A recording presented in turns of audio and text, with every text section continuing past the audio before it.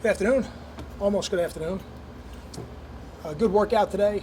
I thought the players did a good job mentally. It's not a hitting day for us, but we're able to do some things full speed to finish installing the game plan for the week, and now we're going to get cleaned up and get ready to get over to the airport for the flight out to Fresno. Questions? Kyle, there are 10 guys I counted on your 2 deep from the recruiting class of 2012. Now that you're entering your second year, can you just give us an idea how much of the program's foundation right now was built when you were the interim coach? Those couple days where you kept that class, the best class Rutgers has ever had intact. I don't know that any program can afford to just skip a recruiting class. And I know sometimes when there's staff turnover, those things can happen, but they really do set you back as a program. And I know that class has been highly touted, and how they ultimately are judged will be after their 3, 4, 5-year careers. So I don't know that we can say just yet that they're the best class that we've ever had, but I know in terms of notoriety, they certainly are the most publicized. But we've got quite a few fine players in that class, and the fact that they're able to contribute with a couple of them as true sophomores, but most of them, the vast majority of them, as redshirt freshmen, I think that's exciting for us. And now we just got to make sure that as they go out there and play, that they play at a high level up to the standards and expectations of the program. I know the days before signing day are always kind of crazy. Was that even more? Was that crazy to the 10th degree? I don't know that it could be any busier than those couple of days between interviewing for the job and trying to make sure I was going to be the head coach here, and then signing the class after that got done. And it's a great testament, I think, to the relationships that those players have, just not with me, but with each other. And I think it was all those things combined that kept that group together. Sleeping in your office for a week? I do not sleep in my office. What are your expectations for Brandon on Thursday night? I don't have any. Brandon will go out there and he'll start the game for us, and I feel like Brandon's 100%. What that means, and certainly there are going to be ways we always have to make sure Brandon touches the ball, but there's a lot of passes where the coverage structure will dictate, who gets the ball, and so I don't put any predetermined numbers on it or anything like that. I think Brandon's a guy who, from a matchup situation, one-on-one is always in a very favorable position, and now we'll have to adjust a little bit to see what their plan is for him defensively, and then attack that. Do you think he still has the shaking of rust off, or is he? I think Brandon's played enough football over the last couple of years in his lifetime and he's had enough practice here over the last couple of weeks as we've been building him towards game day. I don't think there'll be any rust. How crisp and urgent, I guess, is this team looking the last 2 practices before you really get out to a game? I think it started probably 6 practices ago when we initially installed the Fresno State game plan, and that's when you see a change in urgency for sure after being in training camp for 2.5 weeks.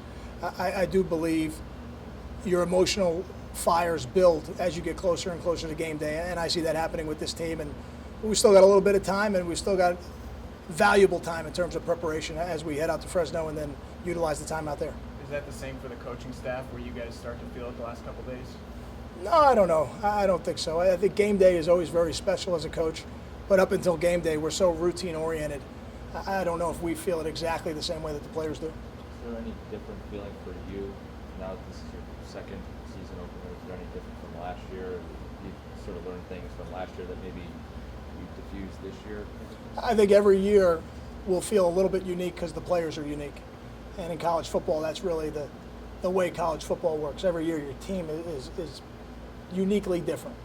And for us, for me specifically, I think just the fact that having gone through it, it'll never feel the same as the first time. And last year was the first time I'd ever done it as a head coach on any level. So there was a certain degree of unknown in terms of what it would feel like during the game. But I think having done it now, I don't think there'll be any similarities. I think going forward, as coaches, we try to put ourselves in a place where we can analyze what's going on during the game and make sure we're putting the players in the best situations to make plays for us. Does it get easier the second time around, and maybe it'll be easier next year and the year after that type of thing? I don't think it ever gets easier. Okay. I think it's different, and it's almost different every time you go out there because the matchups are different.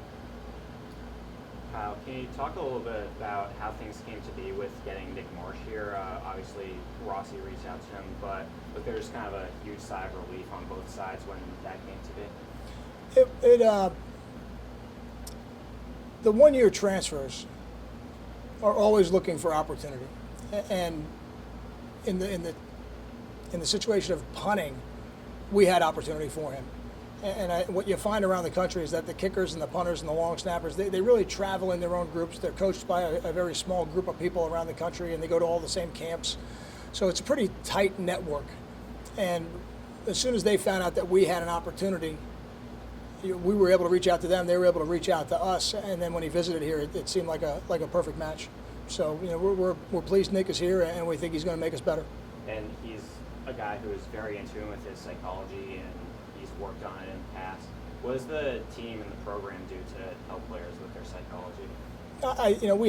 We have different things that we do. I don't know that I would discuss that publicly. I think every player is in a different place when it comes to that. Some players like exploring options in terms of people to talk to, and other players really want to rely solely on their position coach or coordinator to do that. But we certainly have things available here, for the players, so that in any direction they want to go, we can make sure that we support them. What sort of resources are those? I'm not going to talk about them publicly. Kyle, we talked to some of the players yesterday about the 6-hour flight over there. Obviously, they sleep, they watch movies. How do the coaches pass the 6 hours? Do you guys do some things or just? I think it'll be the same. Okay. Some coaches will watch film. Some coaches will close their eyes. Some coaches may watch a movie. I think probably the same way the players do it. Kyle, how about block kicks?